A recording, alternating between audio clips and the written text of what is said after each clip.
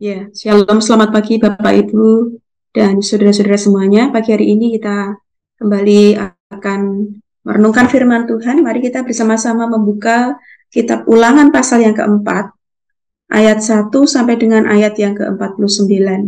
Saya persilahkan. Ulangan 4. Maka sekarang, hai orang Israel, dengarlah ketetapan dan peraturan yang kuajarkan kepadamu untuk dilakukan, supaya kamu hidup dan memasuki serta menduduki negeri yang diberikan kepadamu oleh Tuhan Allah nenek moyangmu. Janganlah kamu menambahi apa yang kuperintahkan kepadamu, dan janganlah kamu menguranginya. Dengan demikian kamu berpegang pada perintah Tuhan Allahmu yang kusampaikan kepadamu. Matamu sendiri telah melihat apa yang diperbuat Tuhan mengenai Baal Peor. Sebab Tuhan Allahmu telah memusnahkan dari tengah-tengahmu semua orang yang mengikuti Baal Peor. Sedangkan kamu sekalian yang berpaut pada Tuhan Allahmu masih hidup pada hari ini. Ingatlah, aku telah mengajarkan ketetapan dan peraturan kepadamu, seperti yang diperintahkan kepadaku oleh Tuhan Allahku, supaya kamu melakukan yang demikian di dalam negeri yang akan kamu masuki untuk mendudukinya. Lakukanlah itu dengan setia, sebab itulah yang akan menjadi kebijaksanaanmu dan akal budimu di mata bangsa-bangsa yang pada waktu mendengar segala ketetapan ini akan berkata, memang bangsa yang besar ini adalah umat yang bijaksana dan berakal budi. Sebab bangsa besar manakah yang mempunyai ilah yang demikian dekat kepadanya, seperti Tuhan Allah kita, setiap kali kita memanggil kepadanya. Dan bangsa besar manakah yang mempunyai ketetapan dan peraturan demikian adil, seperti seluruh hukum ini, yang kubentangkan kepadamu pada hari ini. Tetapi waspadalah dan berhati-hatilah, supaya jangan engkau melupakan hal-hal yang dilihat oleh matamu sendiri itu, dan supaya jangan semuanya itu hilang dari ingatanmu seumur hidupmu. Beritahukanlah kepada anak-anakmu dan kepada cucu cicitmu semuanya itu, yakni hari itu ketika engkau berdiri di hadapan Tuhan Allahmu di Horeb, waktu Tuhan berfirman kepadaku, suruhlah bangsa itu berkumpul kepadaku, maka aku akan memberi mereka mendengar segala perkataanku, sehingga mereka takut kepadaku selama mereka hidup di muka bumi dan mengajarkan demikian kepada anak-anak mereka. Lalu kamu mendekat dan berdiri di kaki gunung itu, sedang gunung itu menyala sampai ke pusar langit dalam gelap gulita awan dan kegelapan. Lalu berfirmanlah Tuhan kepadamu dari tengah-tengah api. Suara kata-kata kamu dengar, tetapi suatu rupa tidak kamu lihat. Hanya ada suara. Dan ia memberitahukan kepadamu perjanjian yang diperintahkannya kepadamu untuk dilakukan, yakni ke-10 firman, dan ia menuliskannya pada 2 loh batu. Dan pada waktu itu aku diperintahkan Tuhan untuk mengajarkan kepadamu ketetapan dan peraturan, supaya kamu melakukannya di negeri kemana kamu pergi untuk mendudukinya. Hati-hatilah sekali, sebab kamu tidak melihat sesuatu rupa pada hari Tuhan berfirman kepadamu di Horeb dari tengah-tengah api, supaya jangan kamu berlaku busuk dengan membuat bagimu patung yang menyerupai berhala apapun, yang berbentuk laki-laki atau perempuan, yang berbentuk binatang yang di bumi, atau berbentuk burung bersayap yang terbang di udara, atau berbentuk binatang merayap di muka bumi, atau berbentuk ikan yang ada di dalam air di bawah bumi. Dan juga supaya jangan engkau mengarahkan matamu ke langit, sehingga apabila engkau melihat matahari, bulan, dan bintang, segenap tentara langit, engkau disesatkan untuk sujud menyembah dan beribadah kepada sekaliannya itu, yang justru diberikan Tuhan Allahmu kepada segala bangsa di seluruh kolong langit sebagai bagian mereka. Sedangkan Tuhan telah mengambil kamu dan membawa kamu keluar dari dapur peleburan besi dari Mesir, untuk menjadi umat miliknya sendiri, seperti yang terjadi sekarang ini. Tapi Tuhan menjadi murka terhadap aku karena kamu, dan ia bersumpah bahwa aku tidak akan menyeberangi sungai Yordan dan tidak akan masuk ke dalam negeri yang baik yang diberikan Tuhan Allahmu kepadamu menjadi milik pusakamu. Sebab aku akan mati di negeri ini dan tidak akan menyeberangi sungai Yordan, tetapi kamu akan menyeberanginya dan menduduki negeri yang baik itu.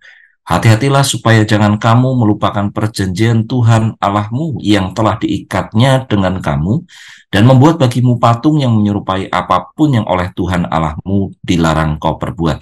Sebab Tuhan Allahmu adalah api yang menghanguskan, Allah yang cemburu. Apabila kamu beranak cucu dan kamu telah tua di negeri itu, lalu kamu berlaku busuk dengan membuat patung yang menyerupai apapun juga, dan melakukan apa yang jahat di mata Tuhan Allahmu, sehingga kamu menimbulkan sakit hatinya, maka aku memanggil langit dan bumi menjadi saksi terhadap kamu pada hari ini, bahwa pastilah kamu habis binasa dengan segera dari negeri kemana kamu menyeberangi sungai Yordan untuk mendudukinya.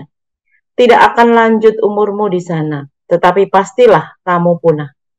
Tuhan akan menyerahkan kamu di antara bangsa-bangsa, dan hanya dengan jumlah yang sedikit, kamu akan tinggal di antara bangsa-bangsa, kemana Tuhan akan menyingkirkan kamu. Maka di sana kamu akan beribadah kepada Allah, buatan tangan manusia, dari kayu dan batu, dan tidak dapat melihat, tidak dapat mendengar, tidak dapat makan, dan tidak dapat mencium. Dan baru di sana engkau mencari Tuhan Allahmu dan menemukannya, asal engkau menanyakan Dia dengan segenap hatimu dan dengan segenap jiwamu. Apabila engkau dalam keadaan terdesak dan segala hal ini menimpa engkau di kemudian hari, maka engkau akan kembali kepada Tuhan Allahmu dan mendengarkan suaranya. Sebab Tuhan Allahmu adalah Allah penyayang, Ia tidak akan meninggalkan atau memusnahkan engkau, dan Ia tidak akan melupakan perjanjian yang diikrarkannya dengan sumpah kepada nenek moyangmu. Sebab cobalah tanyakan dari ujung langit ke ujung langit tentang zaman dahulu yang ada sebelum engkau, sejak waktu Allah menciptakan manusia di atas bumi, apakah ada pernah terjadi sesuatu hal yang demikian besar, atau apakah ada pernah terdengar sesuatu seperti itu? Pernahkah suatu bangsa mendengar suara ilahi yang berbicara dari tengah-tengah api seperti yang kau dengar dan tetap hidup? Atau pernahkah suatu Allah mencoba datang untuk mengambil baginya suatu bangsa dari tengah-tengah bangsa yang lain dengan cobaan-cobaan, tanda-tanda serta mukjizat-mukjizat dan peperangan, dengan tangan yang kuat dan lengan yang teracung, dan dengan kedahsyatan yang besar, seperti yang dilakukan Tuhan Allahmu bagimu di Mesir di depan matamu. Engkau diberi melihatnya untuk mengetahui bahwa Tuhanlah Allah, tidak ada yang lain kecuali Dia. Dari langit Ia membiarkan engkau mendengar suaranya untuk mengajari engkau. Di bumi Ia membiarkan engkau melihat api yang besar, dan segala perkataannya kau dengar dari tengah-tengah api. Karena Ia mengasihi nenek moyangmu dan memilih keturunan mereka, maka Ia sendiri telah membawa engkau keluar dari Mesir dengan kekuatannya yang besar, untuk menghalau dari hadapanmu bangsa-bangsa yang lebih besar dan lebih kuat daripadamu, untuk membawa engkau masuk ke dalam negeri mereka dan memberikannya kepadamu menjadi milik pusakamu, seperti yang terjadi sekarang ini. Sebab itu ketahuilah pada hari ini dan camkanlah bahwa Tuhanlah Allah yang di langit, di atas, dan di bawah bumi, tidak ada yang lain. Berpeganglah pada ketetapan dan perintahnya yang kusampaikan kepadamu pada hari ini, supaya baik keadaanmu dan keadaan anak-anakmu yang kemudian, dan supaya lanjut umurmu di tanah yang diberikan Tuhan Allahmu kepadamu untuk selamanya. Lalu Musa mengkhususkan 3 kota di seberang sungai Yordan di sebelah timur, supaya orang yang membunuh sesamanya manusia dengan tidak sengaja, dengan tidak memusuhinya lebih dahulu, dapat melarikan diri ke sana, sehingga ia apabila melarikan diri ke salah satu kota itu dapat tetap hidup. Kota-kota itu adalah Beser di padang gurun, di daerah dataran tinggi untuk orang Ruben, Ramot di Gilead, untuk orang Gad, dan Golan di Basan, untuk orang Manasye. Inilah hukum Taurat yang dipaparkan Musa kepada orang Israel. Inilah peringatan, ketetapan, dan peraturan yang dikatakan Musa kepada orang Israel dalam perjalanan mereka keluar dari Mesir. Di seberang sungai Yordan, di lembah di tengah Bet-peor, di negeri Sihon, raja orang Amori yang diam di Hesibon, yang dipukul kalah oleh Musa dan orang Israel dalam perjalanan mereka keluar dari Mesir. Negerinya diduduki mereka dan juga negeri Og, raja negeri Basan. Kedua-duanya raja orang Amori yang diam di seberang sungai Yordan, di sebelah timur, mulai dari Aror di tepi sungai Arnon sampai gunung Sirion, itulah gunung Hermon, serta seluruh dataran di seberang sungai Yordan di sebelah timur sampai laut Araba di kaki lereng gunung Pisgah. Amin. Baik Bapak Ibu, mari kita merenungkan firman Tuhan dari Ulangan pasal yang keempat. Ada 3 bagian yang ditulis di dalam Ulangan pasal yang keempat. Yang pertama kita melihat di ayat 1 sampai dengan ayat yang ke-40. Di bagian ini kita akan belajar tentang nasihat Musa kepada bangsa Israel dan alasan yang mendasari nasihat itu. Kalau kita membaca ayat 1, di situ firman Tuhan mengatakan kepada kita, "Maka sekarang, hai orang Israel, dengarlah ketetapan dan peraturan yang kuajarkan kepadamu untuk dilakukan, supaya kamu hidup dan memasuki serta menduduki negeri yang diberikan kepadamu oleh Tuhan Allah nenek moyangmu." Di ayat 1 jelas sekali di situ dikatakan bahwa Tuhan melalui Musa memerintahkan bangsa Israel agar pertama mendengar, kemudian melakukan. Apa yang harus didengar? Yaitu ketetapan dan peraturan yang akan diajarkan Musa. Nanti kalau kita membaca di pasal-pasal seterusnya, pasal yang ke-5 dan seterusnya, Ulangan mengulang kembali tentang ajaran-ajaran yang disampaikan Musa kepada bangsa Israel. Bagaimana orang Israel harus sungguh-sungguh mendengar setiap pengajaran Musa, yaitu ketetapan-ketetapan dan peraturan-peraturan dari Tuhan. Bukan hanya mendengar, tetapi juga melakukan. Di ayat yang ke-40, nanti kita juga akan menemukan kembali diulang di ayat yang ke-40, ini nasihat yang akan disampaikan Musa kepada bangsa Israel, sekaligus ada alasannya di situ. Kalau di ayat yang 40 dikatakan, "Berpeganglah pada ketetapan dan perintahnya yang kusampaikan kepadamu pada hari ini, supaya baik keadaanmu dan keadaan anak-anakmu yang kemudian, dan supaya lanjut umurmu di tanah yang diberikan Tuhan Allahmu kepadamu untuk selamanya." Jadi ternyata di sini kita melihat ada nasihat supaya bangsa Israel itu mendengar, melakukan, berpegang kepada setiap ketetapan dan perintah Tuhan. Alasannya apa? Kalau kita membaca ayat yang pertama, di situ jelas dikatakan bahwa alasannya supaya kamu hidup dan memasuki serta menduduki negeri yang diberikan kepadamu oleh Tuhan Allah nenek moyangmu. Orang Israel sudah mendapatkan janji dari Tuhan, mereka akan masuk ke tanah perjanjian dan mereka harus hidup dalam ketaatan untuk mereka mendengar, melakukan, berpegang kepada setiap peraturan, ketetapan yang Tuhan perintahkan. Yang menarik juga di ayat yang ke-40, bukan hanya mereka bisa hidup di tanah perjanjian, tetapi dikatakan ketika mereka mau mendengar, mau melakukan, mau berpegang pada ketetapan dan perintah-perintah Tuhan, dikatakan supaya baik keadaanmu, supaya keadaan anak-anakmu di kemudian hari itu juga baik, bahkan supaya lanjut umurmu di tanah yang diberikan Tuhan Allahmu kepadamu untuk selamanya. Sebuah berkat bersyarat bagi umat Tuhan, mereka akan mengalami keadaan yang baik, mereka akan mengalami lanjut umur, mereka akan hidup dalam berkat anugerah Tuhan ketika mereka mau mendengar, mau melakukan, dan mau berpegang kepada setiap peraturan dan ketetapan Tuhan.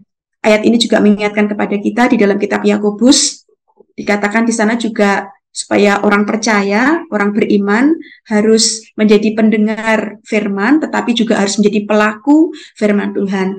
Kalau orang menjadi pendengar firman dan menjadi pelaku firman Tuhan, maka dikatakan orang itu adalah orang yang berbahagia. Orang yang berbahagia, orang yang diberkati Tuhan, orang yang taat mendengar setiap perintah Tuhan, ketetapan, tetapi juga mau melakukan dan senantiasa berpegang kepada perintah-perintah dan peraturan-peraturan Tuhan. Mulai dari ayat yang kedua sampai ayat yang ke-39 kita melihat tentang nasihat-nasihat yang disampaikan Musa kepada umat Israel. Kalau kita membaca di ayat yang kedua, seterusnya itu yang menarik adalah ada kata perintah yang diakhiri dengan lah gitu terus-menerus ya Bapak Ibu ya. Dimulai dari ayat yang kedua, di situ dikatakan janganlah, apa, nasihat sekaligus perintah Tuhan, janganlah menambah dan mengurangi setiap ketetapan dan perintah Tuhan yang disampaikan kepada umat Tuhan. Ayat yang ketiga sampai dengan ayat yang keempat, nasihat Musa supaya umat Israel itu berpaut sungguh-sungguh kepada Tuhan. Ingat kembali peristiwa Baal Peor. Peristiwa Baal Peor itu peristiwa yang nyata dan mereka lihat, mereka alami, di mana ketika umat Tuhan itu menyembah Baal Peor, yang terjadi mereka dipunahkan. Sebaliknya, kalau mereka tetap setia kepada Tuhan, mereka masih hidup sampai hari ini. Artinya sampai ketika Musa menyampaikan kembali perkataan-perkataan yang saat ini kita baca dan kita renungkan. Ayat yang kelima sampai dengan ayat yang ke-8, Musa menasihatkan umat Tuhan supaya mereka selalu ingat, selalu melakukan dengan setia. Di ayat yang kelima dikatakan, ingatlah, aku telah mengajarkan peraturan dan ketetapan kepadamu. Dikatakan ayat yang ke-6, lakukanlah dengan setia. Supaya apa? Sebab itulah yang akan menjadi kebijaksanaanmu dan akal budimu. Bahkan bangsa-bangsa lain akan melihat bagaimana ketika mereka itu hidup dengan setia pada peraturan dan ketetapan Tuhan, kesaksian hidup mereka itu bisa dilihat banyak orang. Sehingga orang juga melihat mereka ini umat yang bijaksana dan berakal budi. Kalau kita membaca di ayat yang ke-9 sampai 14, nasihat Musa jelas sekali di situ dikatakan, waspadalah, berhati-hatilah, beritahukanlah. Ya, ayat yang ke-9 di situ dikatakan, waspadalah, berhati-hatilah, supaya jangan engkau melupakan hal-hal yang dilihat oleh matamu sendiri. Dikatakan, beritahukanlah kepada anak-anakmu, kepada cucu cicitmu. Ini mewariskan iman kepada generasi-generasi berikutnya. Dikatakan bagaimana Musa mengingatkan kembali peristiwa di Gunung Horeb. Tuhan menyuruh mereka berkumpul untuk mereka mendengarkan perkataan-perkataan Tuhan. Dan mereka mendekat, mereka ada di kaki gunung, bahkan mereka bisa melihat bagaimana kedahsyatan kuasa Tuhan itu nyata. Bagaimana kegelapan, gulita, awan, bahkan kita melihat juga di situ dikatakan gunung itu menyala sampai ke pusar langit.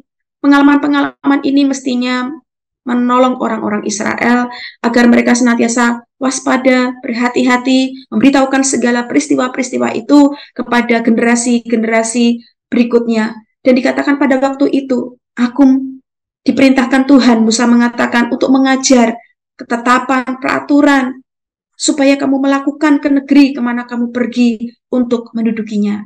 Di ayat yang ke-15 sampai ayat yang ke-22, Musa menasihatkan agar mereka itu hati-hati, jangan berlaku busuk.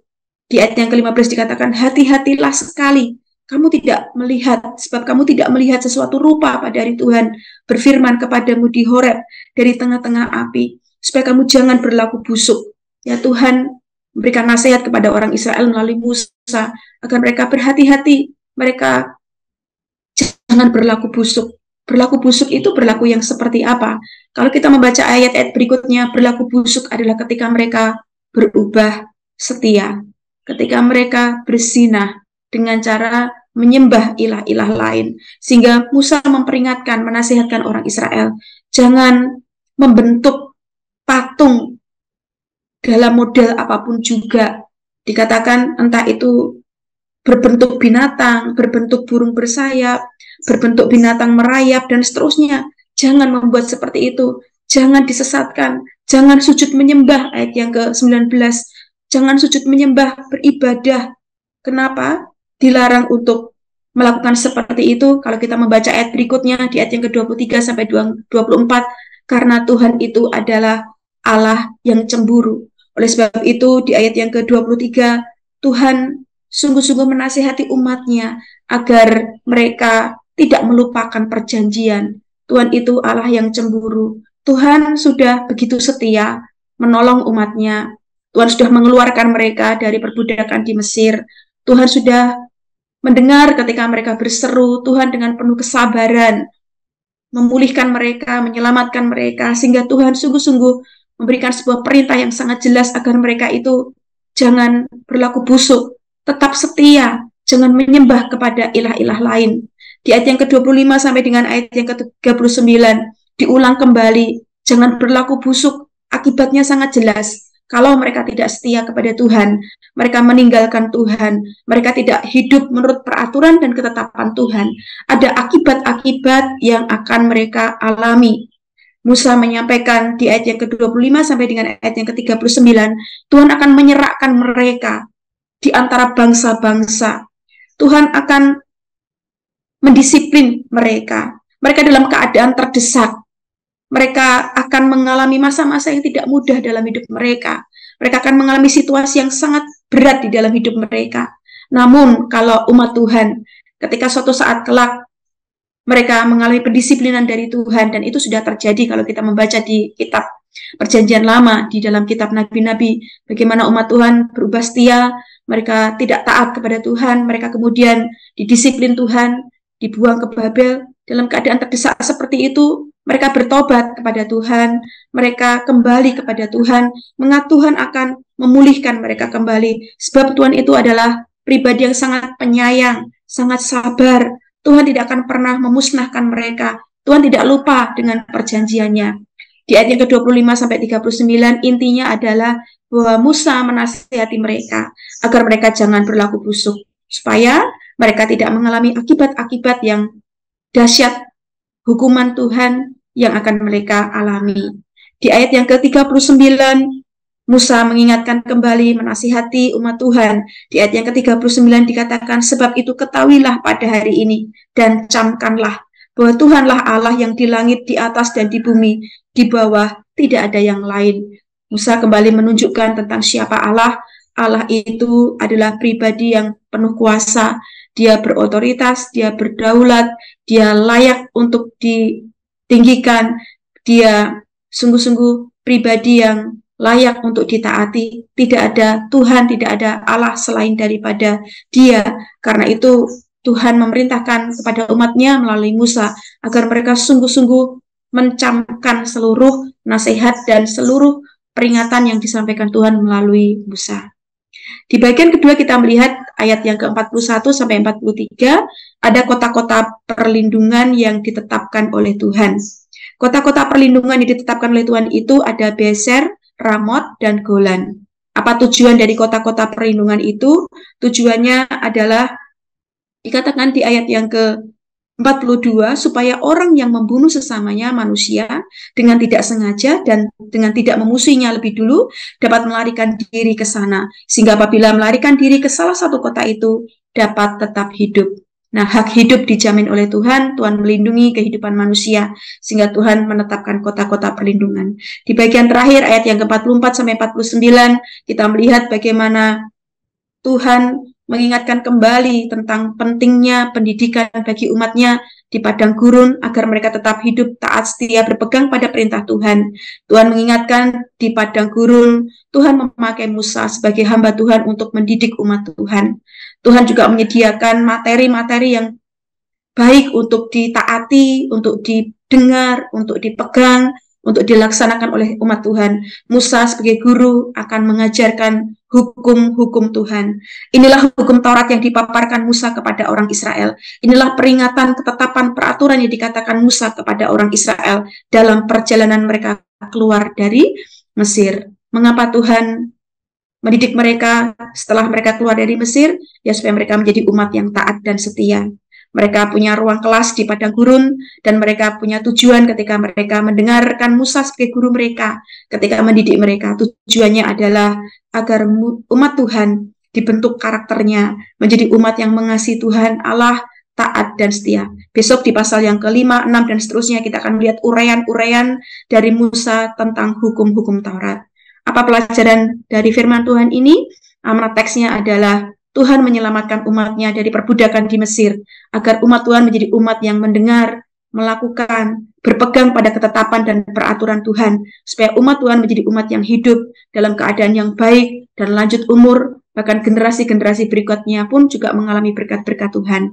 Yang kedua, kita melihat dari bagian ini ada sarana pembentukan umat Allah menjadi umat yang taat dan setia, yaitu melalui pendidikan iman. Aplikasinya, sudahkah saya menjadi umat Tuhan yang mau mendengar, mau melakukan, mau berpegang pada ketetapan dan peraturan Tuhan? Pagi hari ini merefleksi dari firman Tuhan, kita mengevaluasi diri kita masing-masing. Jikalau kita sudah menjadi umat Tuhan yang taat, kita bersyukur. Namun kalau kita menyadari ada bagian-bagian dalam hidup kita yang belum kita taat, mari terus kita berproses dalam ketaatan kepada Tuhan. Yang kedua, apakah saat ini kita terlibat dalam pendidikan iman? Jika kita sebagai peserta didik, ya, sudahkah kita menjadi murid yang taat dan setia? Mari kita terus mengupayakan ketaatan, kesetiaan, kedisiplinan dengan sungguh-sungguh hidup di dalam kebenaran. Yang kedua, jika kita diizinkan Tuhan untuk melayani sebagai guru, baik itu di institusi formal ataupun kita di rumah sebagai orang tua, sebagai guru dan pendidik bagi anak-anak kita, apakah kita sudah mendidik dengan baik dan benar, agar yang dididik itu punya karakter yang taat dan setia, serta mengasihi Tuhan. Demikianlah firman Tuhan, biarlah firman Tuhan menjadi pedoman hidup kita hari ini. Tuhan Yesus memberkati.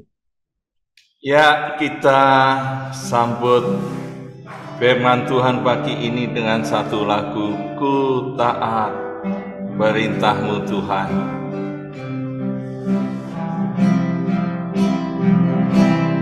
Ku taat perintah-Mu, ku sabar menanggung, ku yakin Tuhan jawab setiap doa. Biarlah pagi ini kita mau terus mendengar, berpegang dan taat pada firman Tuhan. Kita mensyukuri kontekstual Bible reading setiap pagi, kita terus bersekutu dan penuh dengan firman Tuhan. Biarlah kita terus mengevaluasi hidup kita masing-masing. Kita mau bersyukur dan berdoa untuk setiap pribadi. Terima kasih Tuhan. Kami terus berdoa dan mengucap syukur di dalam nama Tuhan Yesus. Biarlah aku semakin taat pada firman-Mu, melakukan dan berpegang senantiasa dengan setia apa yang Tuhan perintahkan, apa yang Tuhan mau. Aku kerjakan, aku lakukan. Terima kasih Tuhan.